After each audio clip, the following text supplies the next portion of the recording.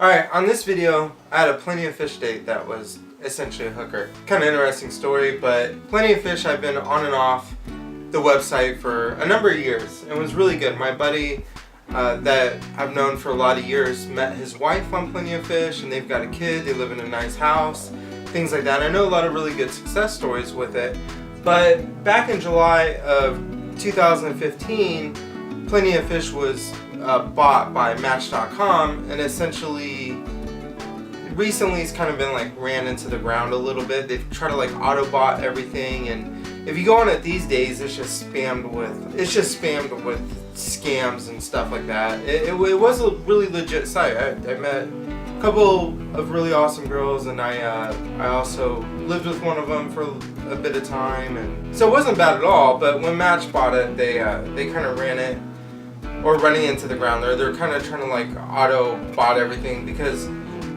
if you go on the site now, as a guy, you'll get a whole bunch of messages, and then you're like, oh wow, this is really cool. This is what it must feel like to be a girl on some of these sites. And then you go through, and then they're just all like, you know, check out my webcam or something like that. They're all fake. And then what happens is about a couple hours later, they're just gone. The Plenty of Fish deletes them, but there's some sort of group or entity that is just mass producing profiles to try to get in the romance scams and webcam things, and try to get you to go to shady sites and stuff like that. So the whole website's just completely infiltrated.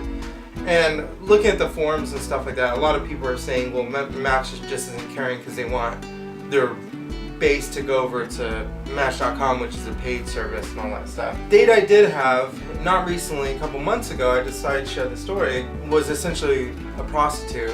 We met and all that good stuff, but I guess because since the website Backpage closed down, that was forced down, which was a prostitution website, a lot of them have kind of figured out other ways and methods and stuff like that. So we started messaging, and it was just average messaging, you know, just general chit chat and are you from here, all this sort of stuff. And then we met, and she looked like her photo. There wasn't anything catfish or anything super surprising like that.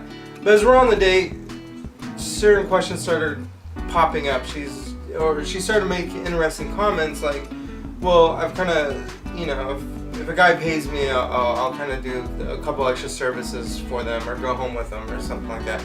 Just strange comments like that. And then another one she made was she doesn't have a job right now, but her job is kind of unethical in the eyes of the law. So things like that. And then eventually she asked me if I was like part of law enforcement in any way and all that stuff. She didn't flat out say, look, I'll hook up with you, this is my price. She was just kind of, she's trying to get me to make the offer.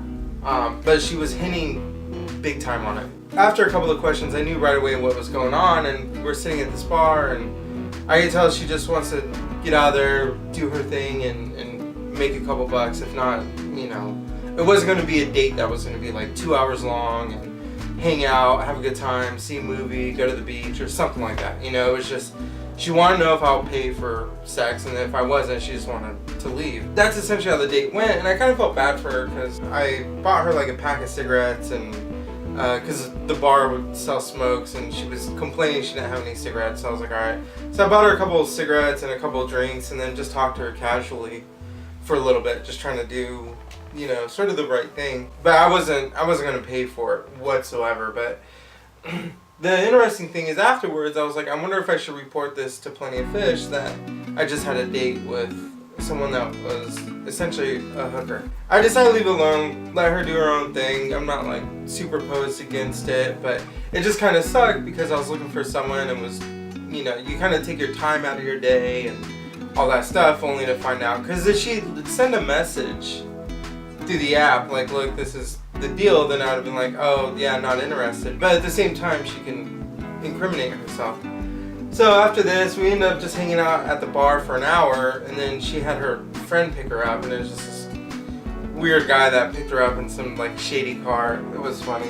It was one of the most interesting things I've ever experienced. I'm still kind of on the site, but I don't click on the app anymore. Just as soon as you click on the app, you get like 300 views. So like 300 people viewed your profile, and then you get like 10 or 20 messages, and then you look at the app, like an hour later, they're all gone because they were all like temporary profiles or just continuously chasing. There's some legit and real women on there, but like they're just being buried by all these sort of scams and stuff like that. So I don't know, just interesting online date. First time I ever had a online date I thought was legit, and it ended up being some hooker, and I was just like, no thanks. And this is all, I'm in California, so this isn't like Vegas where it's sort of legal. They could just be forward about it, so they have to, and women in that industry have to be real careful about what they say because, you know, they can kind of incriminate themselves. So they kind of have to be like dodgy on messaging and texting and all that stuff. Early Craigslist days, if you remember when hookers were all over Craigslist in like the casual area or whatever that Craigslist got rid of, they would say, hey, you know, willing to do this, and they would call it roses for 100 roses. And essentially the roses were dollars, but they couldn't say dollars, so they would use the terminology roses. You know, hey, we'll spend 2 hours in the evening with you for 200 roses or something like that. Just trying to find stuff to talk about, but that was just something I was kind of like thinking like I wanted just to kind of share. I hope the website kind of goes back to its origin and recovers a bit, because it was pretty good before it became what it was now. Met some really cool people, and now it's just, oh my god, it's a nightmare. But oh well, wish them all the best, and have moved on to other places and trying to do the classic thing of just actually meeting people in real life. But anyways, that's it for now. Have a good day.